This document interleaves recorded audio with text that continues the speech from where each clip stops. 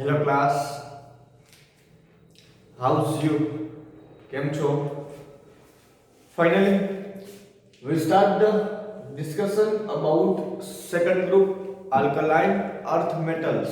Okay, we discuss our first group alkali earth metals. First, we discuss about physical properties and then we discuss about chemical properties of group 1.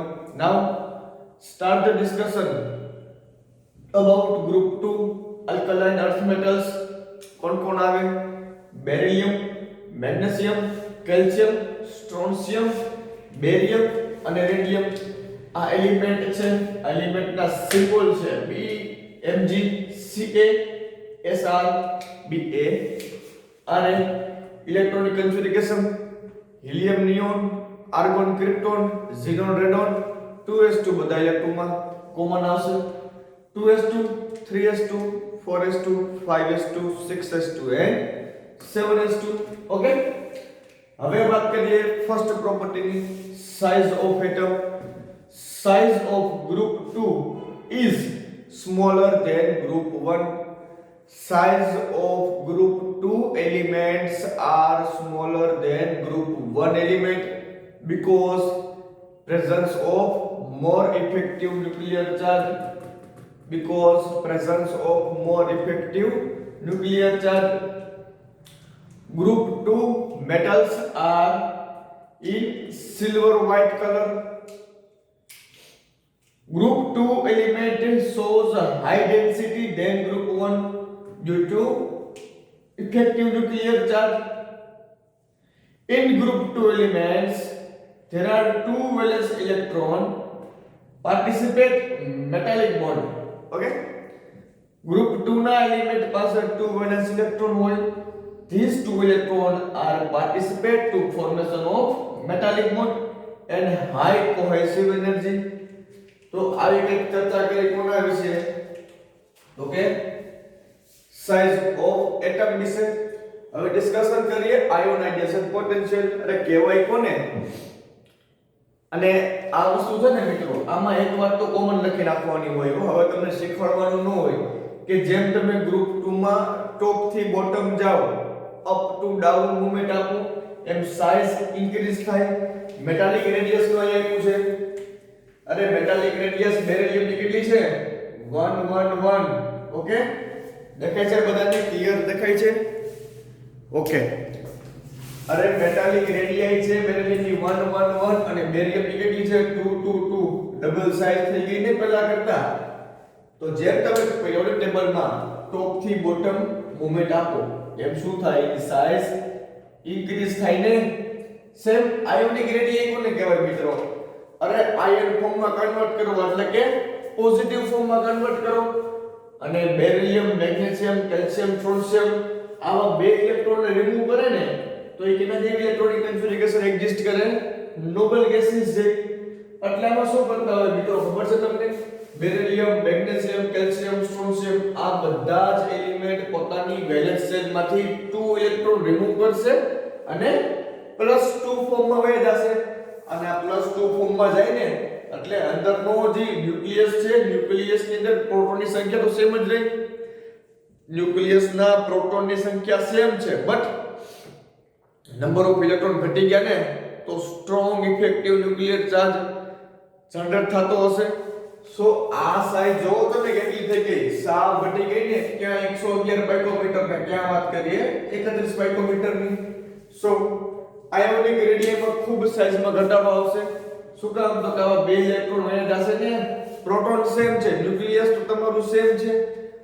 ગયા કોણ? તો electron remove છે ને, આ electron remove થવાથી જે overall charge attraction તો એવું જ હશે, ઇન્ક્રીઝ થશે. જેમ જેમ સિસ્ટમનો ચાર્જ વધશે એમ એમ સાઇઝ ડિક્રીઝ થશે. તો આવી વાત કરી દેવાની મેટાલિક રેડિયાઈ અને આયોનિક રેડિયાઈ. સિમ્પલ છે આ કન્સેપ્ટમાં. સેકન્ડ વાત કરીએ આયોનાઇઝેશન પોટેન્શિયલ વેલ્યુ. ખબર જ છે ને બધાને કે ગેસિયસ એટમના, આઇસોલેટેડ ગેસિયસ એટમના આઉટર મોસ્ટ સેલમાંથી એક ઇલેક્ટ્રોન રિમૂવ કરવા માટે જે પણ કઈ એનર્જીની અમાઉન્ટ રિક્વાયરમેન્ટ હોય એ અમાઉન્ટ ઓફ એનર્જીને શું કહેવાય? આયોનાઇઝેશન પોટેન્શિયલ કહેવાય. ચલો જોઈએ. Group 1 group 2 elements are smaller than group 1. Okay, અરે ગ્રુપ 2 ના એલિમેન્ટ સ્મોલર છે ભણી ગયા ને ફર્સ્ટ બેઝિક લેક્ચરમાં. પીરિયોડિક ટેબલમાં તમે લેફ્ટ ટુ રાઈટ મૂવમેન્ટ આપો એમ સાઇઝ ડિક્રીઝ થાય, અને ટોપ ટુ બોટમ આવો એમ સાઇઝ ઇન્ક્રીઝ થાય. સાઇઝ શું કામ ઇન્ક્રીઝ થાય? તો કે પ્રિન્સિપલ ક્વોન્ટમ નંબરમાં ઇન્ક્રીઝમેન્ટ કરો છો ને તમે, એક એક સેલ એડ કરો છો, અને સેમ સેલમાં તમે જેમ ઇલેક્ટ્રોન ફિલ અપ કરો એટલે લેફ્ટ ટુ રાઈટ મૂવમેન્ટ આપો એમ સાઇઝ ડિક્રીઝ થાય. શું કામ? તો કે ઇફેક્ટિવ ન્યુક્લિયર ચાર્જ. હવે વાત કરીએ આયોનાઇઝેશન પોટેન્શિયલ વેલ્યુની. તો કે ભાઈ group 2 is smaller than group 1 element. Group 2 ના element smaller than group 1 element. Okay, electron are more attract by nucleus. અરે ગ્રુપ 2 ના એટમ છે ને એ ગ્રુપ 1 ના એટમ કરતા નાના છે. ઓકે, હિયર લખજો બધા. Here electrons are more attract bond to the first ionization energy is higher than group 1. અરે છોડો ને, ના સમજાય તો ચલો તમે આપણી દેશી ભાષામાં સમજાવો કે ભાઈ ગ્રુપ 1 કરતા ગ્રુપ 2 ના એલિમેન્ટ સ્મોલર સાઈઝના છે, એટલે electron are more attract toward nucleus. અહીં લખી નાખજો, electron are more attract toward nucleus if we remove one electron from valence shell. જો આપણે એક ઇલેક્ટ્રોન ને વેલેન્સ શેલ માંથી રિમૂવ કરશું, ચલો ને સમજીએ. આપણે વાત કરતા હોય કોની, પહેલું જ એક્ઝામ્પલ છે બેરિલિયમ. બેરિલિયમ નો એટોમિક નંબર શું થાય? અને બેરિલિયમ નો એટોમિક નંબર થાય 4. ઇલેક્ટ્રોનિક કન્ફિગ્યુરેશન શું થાય એની? 1s2 2s2. ઓકે, હવે આ મારું બેરિલિયમ નું ન્યુક્લિયસ. તો જો આ બેરિલિયમ નું ન્યુક્લિયસ માં શું રહેલા હોય? 4 ન્યુટ્રોન અને 4 પ્રોટોન રહેલા હોય. પછી વાત કરીએ તો કે ભાઈ પહેલી સેલ છે, પહેલી સેલ કઈક આ રીતની એક્ઝિસ્ટ કરતી હશે, એન્ડ સેકન્ડ સેલ છે એ કઈ આ રીતે એક્ઝિસ્ટ કરતી હશે. ઓકે, હવે આમાં હોય કેવું, ચલો એકવાર પાછું સમજી લઈએ. પહેલામાં 2 ઇલેક્ટ્રોન, સોરી, આમાં 4 પ્રોટોન હોય ને, 4 પ્રોટોન કામના હોય. ઓકે, ન્યુટ્રોન એટલા બધા કામના ના હોય, પણ વજન કોનું આપતું હોય? ન્યુટ્રોન હિસાબે વજન થતું હોય ને એલિમેન્ટ નો. અરે આ 4 પ્રોટોન દેખાય છે. હવે દરેક પ્રોટોન દરેક ઇલેક્ટ્રોન ઉપર શું લગાવતો હશે? Effective nuclear charge. આ પ્રોટોન 4 ઇલેક્ટ્રોન ને પોતાની તરફ એટ્રેક્ટ કરતો હશે. ઓકે, સેમ કે ભાઈ આ પ્રોટોન શું કરતો હશે? આ પ્રોટોન પણ 4 ઇલેક્ટ્રોન ને પોતાની તરફ એટ્રેક્ટ કરતો હશે. અરે સેમ આ પ્રોટોન ને પણ શું કરતો હશે? 4 ઇલેક્ટ્રોન ને પોતાની તરફ એટ્રેક્ટ કરતો હશે. સેમ પહેલા પ્રોટોન ની વાત કરું તો એ પણ શું કરતો હશે કે 4 ઇલેક્ટ્રોન ને પોતાની તરફ એટ્રેક્ટ કરતો હશે. હવે if we remove one electron from valence shell, અરે આ ઇલેક્ટ્રોન ને હું રિમૂવ કરી નાખું છું. ઓકે, વેલેન્સ શેલ માંથી. તો જે આ ઇલેક્ટ્રોન હતો ને મિત્રો, આ ઇલેક્ટ્રોન આવા પ્રોટોન અને ન્યુક્લિયસ નો જે પાવર ઓફ એટ્રેક્શન હતો ને એના કોન્ટેક્ટમાં વધુ આવશે. શું કામ? ચાલો ને એક વાત કરીએ. પહેલા ન્યુક્લિયસ માંથી 4 પાવર નીકળતો. કેટલો પાવર? 4 પાવર બહાર આવતો હતો ન્યુક્લિયસ માંથી. ઓકે, આ પ્રોટોન બહાર કાઢતા હતા અને બહારની સાઈડ શું હતું? 4 ઇલેક્ટ્રોન હતા. તો 4 પ્રોટોન નો પાવર 4 ઇલેક્ટ્રોન ઉપર લાગતો હતો. હવે શું કર્યું? તો કે ભાઈ 4 પ્રોટોન નો પાવર કેટલા ઇલેક્ટ્રોન ઉપર લાગશે? 3 ઇલેક્ટ્રોન ઉપર લાગશે ને. તો ઇફેક્ટિવ ન્યુક્લિયર ચાર્જ વધી જશે, ન્યુક્લિયસ ઇલેક્ટ્રોન નું એટ્રેક્શન વધી જશે. હવે તો કે હવે મારે આ સેકન્ડ ઇલેક્ટ્રોન રિમૂવ કરવો છે, તો એમાઉન્ટ ઓફ એનર્જી મારે ખૂબ બધી વધારે આપવી પડે ને. અરે સમજાય છે કે નહીં? તો આ વાત એ જ કહેવા માંગે છે કે ભાઈ ગ્રુપ 2 ના એલિમેન્ટ છે એ ગ્રુપ 1 ના એલિમેન્ટ કરતા સ્મોલ સાઇઝ ના છે.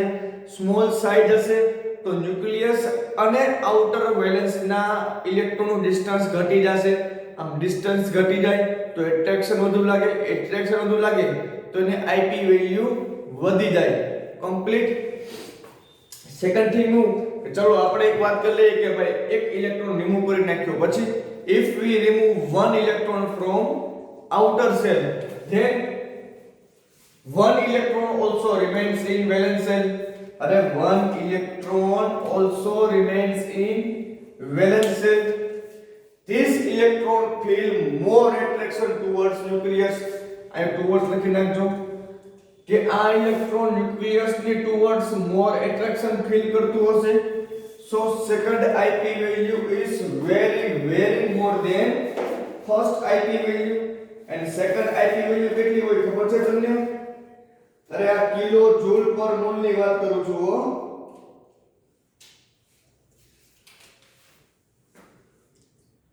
આઈપી વેલ્યુ છે ને મિત્રો, તો આની સેકન્ડ વેલ્યુ હોય 1757. સમજાય છે ને? પેલી 900 રાઉન્ડ હતી અને 1800 રાઉન્ડ છે તો સીધી વેલ્યુ કેવી થાય? ડબલ વેલ્યુ થાય ને. અને હું લાસ્ટ ની વાત કરતો હોય તો રેડિયમની, તો રેડિયમની સેકન્ડ આઈપી વેલ્યુ હોય 979. ઓકે, આ જો 500 હોય તો 1000 હોય. અરે સીધી ડબલ વેલ્યુ હોય. હવે મિત્રો તમને પહેલા એ ખબર છે કે ફર્સ્ટ આઈપી વેલ્યુ કોને કહેવાય, સેકન્ડ આઈપી વેલ્યુ કોને કહેવાય? ઓકે, ચલો ફટાફટ પહેલા એ જોઈ લઈએ. સિમ્પલ કન્સેપ્ટ છે. સપોઝ કે મારો એ એલિમેન્ટ ન્યુટ્રલ ફોર્મમાં રહેલો છે. ઓકે, આ એ એલિમેન્ટ છે અને કેવા ફોર્મમાં રહેલો છે? ન્યુટ્રલ ફોર્મમાં. આને સપોઝ કે આઈપી વેલ્યુ આપો, amount of energy is required to remove one electron, કે આટલી amount of energy required છે ઇલેક્ટ્રોનને રિમૂવ કરવા માટે. તો આટલી એનર્જી જો હું આ એને આપું તો એ શું કરશે? ઇલેક્ટ્રોનને રિમૂવ કરશે ને. એ પ્લસ 1 ઇલેક્ટ્રોન. ઓકે, તો આને કહેવાય IP1. હવે તો કે હવે આ A+ ને જો IP2 આપશું તો શું કરશે? સેકન્ડ ઇલેક્ટ્રોન રિમૂવ કરશે ને, બનશે શું? A+2 બનશે ને. સમજાણું કોને AP1 કહેવાય, કોને AP2 કહેવાય? આઉટર સેલ માંથી ફર્સ્ટ ઇલેક્ટ્રોન રિમૂવ કર્યો તો એને કહેવાય IP, સેકન્ડ કરો તો સેકન્ડ IP. તો આ વાત કરી છે આખી સેકન્ડ આઈપી વેલ્યુની. So second IP value is very more than first IP value. સીધી ડબલ વેલ્યુ થઈ જશે. ઓકે મિત્રો. Third point, M+3 formation of group 2 elements are not possible. એવું શું કામ? અરે જ્યારે તમે બે ઇલેક્ટ્રોન રિમૂવ કરો ને મિત્રો, આવા બે એલિમેન્ટના કેસમાં ત્યારે ઇલેક્ટ્રોનિક કન્ફિગ્યુરેશન કેના જેવી થઈ જાય? નોબલ ગેસીસ જેવી થઈ જાય ને, હિલિયમ, નિયોન, આર્ગોન, ક્રિપ્ટોન જેવી. ઓકે, એક રીઝન તો આ એનું કે એના આઉટર સેલમાં બે ઇલેક્ટ્રોન છે. ઓકે, હવે બે ઇલેક્ટ્રોન તમે જેવા રિમૂવ કરશો એવું શું થશે? તો કે ભાઈ નોબલ ગેસીસ જેવી ઇલેક્ટ્રોનિક કન્ફિગ્યુરેશન એક્ઝિસ્ટ કરશે. પેલું રીઝન તો આ છે.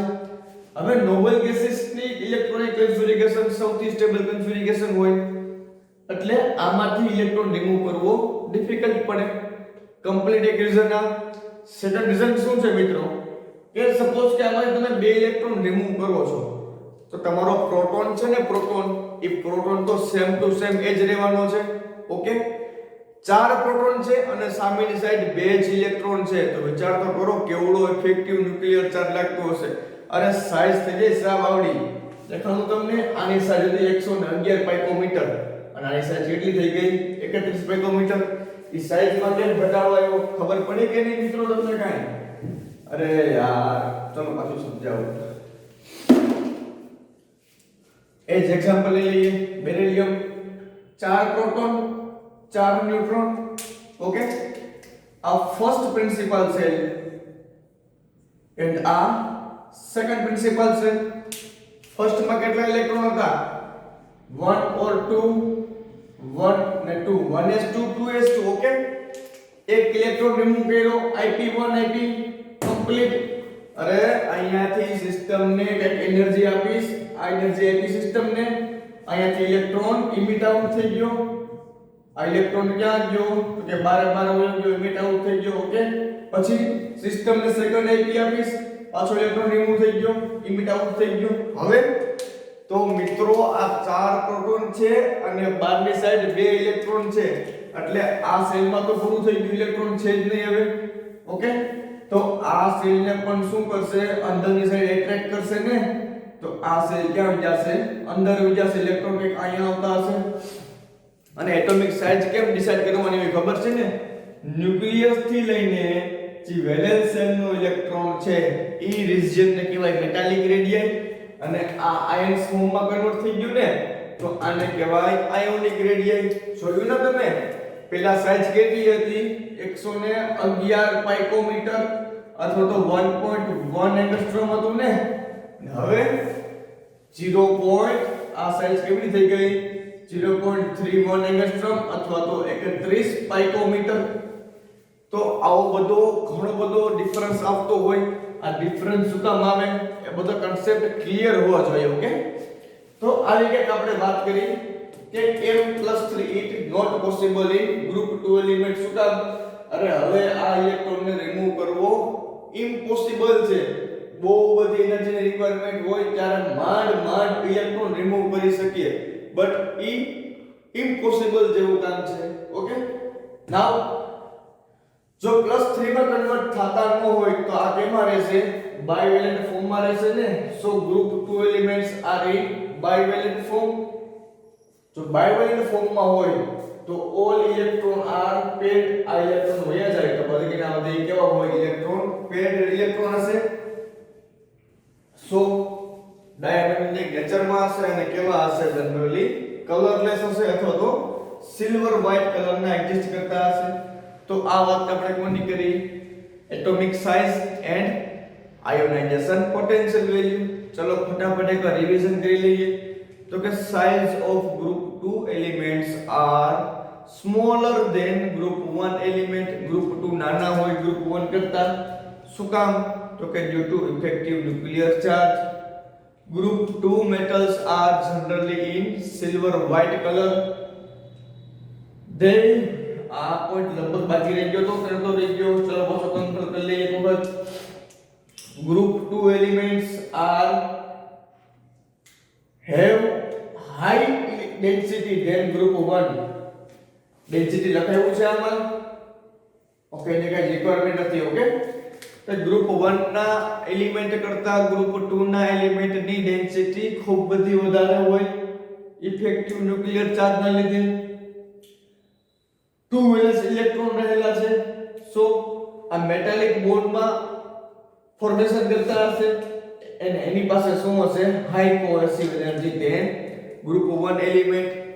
અરે ગ્રુપ 1 કરતા જ વધુ હોય वो ધેન ગ્રુપ 1. સેકન્ડ થિંગ કે પાછું એની વાત કરવાની કે ગ્રુપ 2 છે એ નાનું છે. Electron are more attract toward nucleus. જો એક ઇલેક્ટ્રોન રિમૂવ કરો વેલેન્સ શેલમાંથી તો હજી એક ઇલેક્ટ્રોન વધે ને. ઓકે, ઇલેક્ટ્રોન ઉપર એટ્રેક્શનનો પાવર ખૂબ બધું લાગતું હોય. So second IP value is very more than first IP value. And વાત કરવાની m+3 formation is not possible. લાસ્ટમાં કહેવાનું, so group 2 elements are in bivalent form.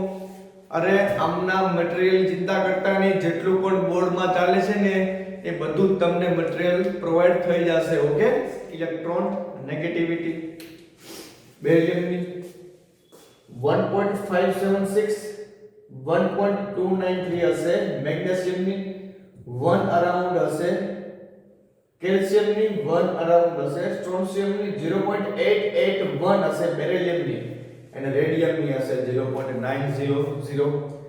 તો જેમ તમે ટોપ થી બોટમ મૂવમેન્ટ આપો એમ ઇલેક્ટ્રોન નેગેટિવિટી ડિક્રીઝ થાય છે. ઓકે, તો ફર્સ્ટ લાઈન આવી કોમન લાઈન લખાઈને, if we move top to bottom in group 2 element electron negativity are decrease. Okay, second point, group 2 elements have higher electron negativity than group 1 element. Okay, જો electron negativity નો difference 1.5 કરતા મોટો હોય તો ionic bond formation થવાનું start થશે. અરે compound ની અંદર આયોનિક કેરેક્ટર સ્ટાર્ટ થશે એન્ડ 3.2 કરતા જો ડિફરન્સ વધી જાય તો એ 100% આયોનિક કમ્પાઉન્ડ હોય. ગ્રુપ 2 કે જેમાં મેગ્નેશિયમ, કેલ્શિયમ, સ્ટ્રોન્શિયમ ને બેરિયમ આ ચાર એલિમેન્ટના હેલાઇડ્સ ઈ આયોનિક ફોર્મમાં હશે નેચરમાં. BeX2 MgX2, CaX2, SrX2 and BaX2 halide ની વાત કરીને X4 વોટ, X4 હેલાઇડ તો કે મેટલ ના હેલાઇડ. આ રીતના મેટલ ના હેલાઇડ કોણ શો કરતું હશે? મેગ્નેશિયમ, કેલ્શિયમ, સ્ટ્રોન્શિયમ અને barium. MgX2, calcium X2, strontium X2 and barium X2. Okay, આ બધા કેવા ફોર્મેશન માં હશે? આયોનિક ફોર્મેશન માં હશે. જ્યારે વાત કરતા હોય બેરિલિયમ ની ને તો બેરિલિયમ ઈ હેલાઇડ અને ઓક્સાઇડ તો ફોર્મેશન કરતો હશે, બટ BeF2 ના કેસમાં જોવા જઈએ તો એ કેવો છે? કોવેલેન્ટ છે. અરે એ તો દેખીતી વાત છે ને. ચલો એક્ઝામ્પલ લઈએ. બેરિલિયમ છે ને આપણો, ઓકે, બેરિલિયમ ના F2 સાથેના એક બોન્ડ ફોર્મેશન ની વાત કરીએ. બેરિલિયમ ઇલેક્ટ્રોનેગેટિવિટી કેટલી હોય? 1.57 અરાઉન્ડ હોય અને આની 4 પોઈન્ટ સમથિંગ હોય ને મિત્રો. તો 4 માંથી તમે ડોટ માઈનસ કરો તો અરાઉન્ડ 2.5 જેવી વેલ્યુ આવશે ને. ઓકે, અને હવે આપણે વાત કરીએ, ચલો ને બેરિયમ ની જ વાત કરીએ. બેરિયમ ના ફ્લોરાઇડ લ્યો. બેરિયમ ઇલેક્ટ્રોનેગેટિવિટી કેટલી? 0.88 ને અને પહેલાની 4 તો આનો આન્સર આવશે 3 પોઈન્ટ સમથિંગ આવશે ને. તો આ ઇલેક્ટ્રોનેગેટિવિટી નો ડિફરન્સ વધે ને એમ તેમ એનામાં આયોનિક કેરેક્ટર વધતા જાય. સો આ BeF2 છે ને એ એક્સપેરિમેન્ટલી કોવેલેન્ટ જોવા મળ્યો, બટ કેવો હોવો જોતો તો આપણા થિયરી પ્રમાણે કે ભાઈ એનામાં આયોનિક બોન્ડ ફોર્મેશન હોવા જોતા હતા, but this is information of covalent bond. ચલો વાત કરીએ હાઇડ્રેશન એનર્જી ની. અરે ભણી ગયા ને આપણે મિત્રો સોલ્યુશન એનર્જી. જ્યારે કોઈ આયોનિક ફોર્મમાં કમ્પાઉન્ડ હોય કે પોલાર ફોર્મમાં કમ્પાઉન્ડ હોય એને કોઈ પર્ટિક્યુલર સોલ્વન્ટમાં ડિસોલ્વ કરવો ત્યારે એ સોલ્યુશન એનર્જી આપણને મળતી હોય છે. તો કે hydration energy is 5 times more than group 1 due to smaller size of atom. એક તો ભાઈ આ કેના પર ડિપેન્ડન્ટ હોય? તો કે સાઇઝ ઉપર ડિપેન્ડન્ટ હોય. ઓકે, જેમ જેમ તમે સાઇઝમાં ઇન્ક્રીમેન્ટ લાવો એમ એમ એનર્જી પણ વધતી હોય. પછી ચાર્જ ઉપર ડિપેન્ડન્ટ હોય. જો સિસ્ટમનો ચાર્જ વધે તો હાઇડ્રેશન એનર્જી વધે. સો આની પાસે ચાર્જ પણ વધુ છે અને આની પાસે સાઇઝ પણ ઓછી છે. એટલે ગ્રુપ 1 કરતા સ્મોલર સાઇઝ છે અને ગ્રુપ 1 કરતા મોર ચાર્જ છે. એટલે hydration energy is 5 times more than group 1 due to smaller size of atom in group 1 element. So if we remove top to bottom in group 2 element, hydration energy is increase થાય છે ને. અરે આ minus માં જેમ જેમ value ઘટે એમ એમ value મોટી થાય હો. So if we move top to bottom in group 2 element, the hydrogen energy are increase. Chloride of group 2 example આપેલું છે. chloride of group 2 ને hydrogen energy MgCl2 into 6H2O, CaCl2 into 2H2O અને BaCl2 into 2H2O. Next વાત કરીએ melting point, boiling point. અરે melting point, boiling પોઈન્ટમાં શું લખવાનું કે જેમ જેમ ટોપ થી બોટમ આવો એ melting point, boiling point decrease થશે. ઓકે, પછી આમાં અમુક અપવાદરૂપ હોય. ઓકે, અહીંયા જો ઇન્ક્રીઝ છે ને વેલ્યુ બધી, પણ એ કન્સિડર ના કરવાનું હોય. ખાલી કહેવાનું શું હોય કે ટોપ થી બોટમ મૂવમેન્ટ આપો તો melting point, boiling point decrease થશે. એન્ડ બીજી વાત એ કરી દેવાની કે ગ્રુપ 1 કરતા ગ્રુપ 2 ના મેલ્ટિંગ પોઈન્ટ ઊંચા હશે. Okay, due to effective nuclear charge. જેમ જેમ ઇફેક્ટિવ ન્યુક્લિયર ચાર્જ વધે તેમ એટ્રેક્શન સ્ટ્રોંગ થાય. સ્ટ્રોંગ એટ્રેક્શન થાય તો મેલ્ટિંગ પોઈન્ટ બોઇલિંગ પોઈન્ટ થોડાક હાઈ વહી જાય ને. તો melting point boiling point of group 2 is more than group 1. Last property ની વાત કરીએ, solubility. If we move top to bottom in group 2, solubility is decreased due to increased size of atom. Group 2 નો element છે આપણો beryllium, magnesium, calcium, bronze, barium, radium. ઉપરથી નીચે આવો, ટોપ two bottom movement આપશો તો solubility is decreased. તો એની solubility decrease થશે with increased size of atom. તમે જેમ જેમ એટમની સાઈઝ વધશે એટલે એની solubility decrease થશે. But in case of fluoride and hydroxide salt,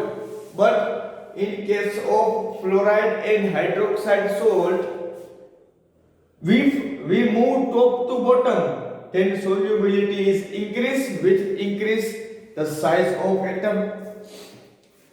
પહેલામાં કેવું હતું, તમે જેમ જેમ ટોપ થી બોટમ આવો એક એટમની સાઈઝ વધે, જો સાઈઝ વધે તો એની solubility decrease થાય. But in case of fluoride and hydroxide, જેમ જેમ તમે એટમની સાઈઝ વધારશો તેમ તેમ એની solubility increase થશે.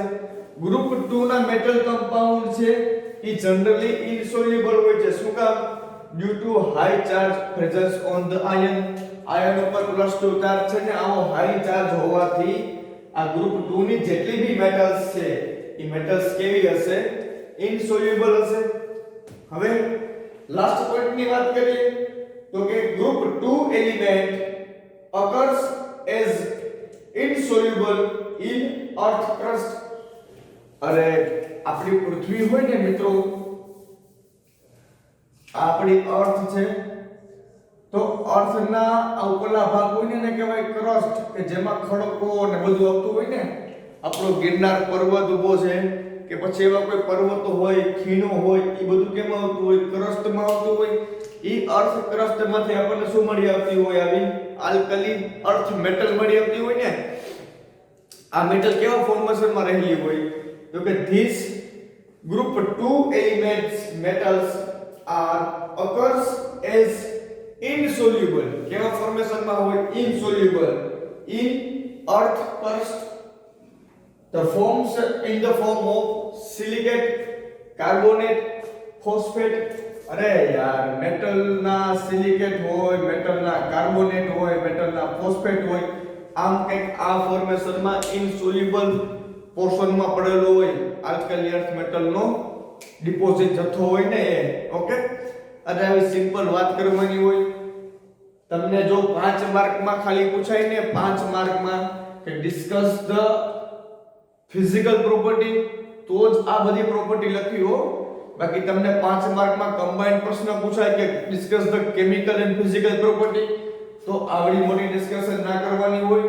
જસ્ટ શું કહેવાનું કે પહેલા બધી જ ફિઝિકલ પ્રોપર્ટીના નામ તો લખી જ નાખવાના. ઓકે, પછી કોઈ 2-3 ને એક્સપ્લેન કરી નાખવાની હોય. સો કંઈક આવી ડિસ્કશન કરી આપણે તેના વિશે, આલ્કલાઇન અર્થ મેટલ વિશે. ચલો ફટાફટ વન ટાઈમ રિવિઝન કરી લઈએ. પહેલા શું જોયા? તો કે સાઇઝ ઓફ એટમ. અરે તમને પહેલું કામ તો શું કરવાનું ખબર મિત્રો? Group 2 element are known as alkaline earth element એવું લખી નાખવાનું. પછી આમ લખવાનું તો કે beryllium, magnesium, calcium, bronze, barium, radium, પછીના સિમ્બોલ અને પછી ઇલેક્ટ્રોનિક કન્ફિગરેશન. આ 3 પાર્ટ તો પેલા લખાઈ જ જવા પડે. ઓકે, એક લાઈન લખવાની, group 2 elements are known as alkaline earth metals. પછી આ 3 લાઈન લખવાની. પછી ફર્સ્ટ કરીને લખવાનું સાઇઝ ઓફ એટમ. પછી લખવાનું કે તમે જેમ જેમ ટોપ થી બોટમ જાઓ એમ size of atom is increase due to increase in principal quantum number. Okay, second thing એ કહેવાનું કે ભાઈ ઇટ્સ ઓલસો રિએક્ટિવ એલિમેન્ટ. આપણે જોઈ ગયા ને ગ્રુપ 1 હાઈલી રિએક્ટિવ, આ પણ હાઈલી રિએક્ટિવ હોય. સેકન્ડ થિંગ વાત કરવાની, મેટાલિક રેડિયસ નો અથવા આયોનિક રેડિયસ નો એક પોઈન્ટ આપી દેવાનું. પછી વાત કરવાની આઈપી વેલ્યુની. અરે ફર્સ્ટ આઈપી વેલ્યુ ઓછી હોય as a compare of second IP value. Second IP value is double value થઈ જાય ને ફર્સ્ટ આઈપી વેલ્યુ કરતા. પછી વાત કરવાની ઇલેક્ટ્રોનેગેટિવિટીની. તો ઇલેક્ટ્રોનેગેટિવિટી ટોપ થી બોટમ આવો ડિક્રીઝ થાય, આઈપી ટોપ થી બોટમ આવો ડિક્રીઝ થાય. આ બધી ડિસ્કશન કરવાની હો. પછી વાત કરવાની હાઇડ્રોજન એનર્જી અને લાસ્ટ વાત કરશું આ melting point, boiling point and solubility ની. સાવ ઈઝી કન્સેપ્ટ છે મિત્રો, ખાલી બે વાર લખશો ને ત્યાં તમને મોઢે કડકડાટ આવડી જશે. તો આજના લેક્ચરમાં આટલું જ રાખીએ. અસ્તુ, જય હિન્દ.